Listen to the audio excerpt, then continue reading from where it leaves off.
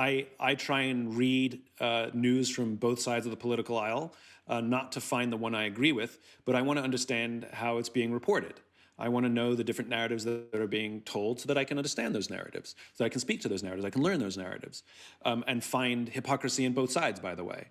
I think that the one mistake that we all fall into is to decide that the ones that I agree with are right and the ones that I disagree with are wrong.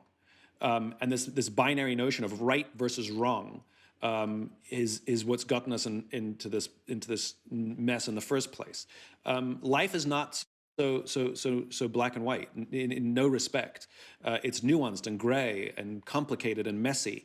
And to understand that we are hypocrites in our own opinions. And so is the other side. And simply pointing out the hypocrisy of the other side is of no help whatsoever. What's more important is to point out our own hypocrisy.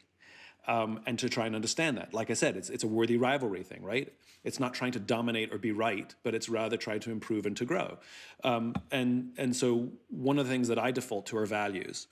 I'm very proud of the fact that some of my friendships are with people who have very, very, very different political points of view, who we voted very, very differently in political elections, and we can go to blows talking about some of the things that the government is deciding whether we agree or disagree with it.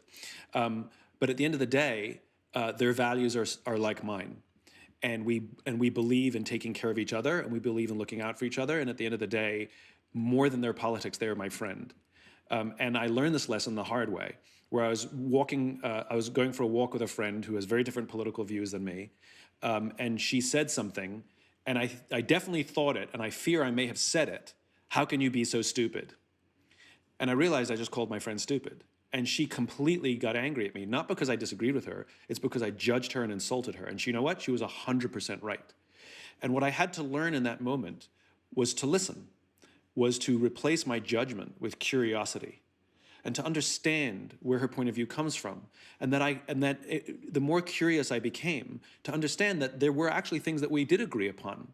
And though we may not have agreed upon everything, we actually could find common ground. And that common ground always boiled down to our values. And the more that I got good at listening to her, we became much more open to listening to me. And so as opposed to me hammering my opinion at her, we started to have conversations. And so I think when you go to a values level, politics becomes secondary. But when we let go of our values, then all we have is the politics, which is upsetting.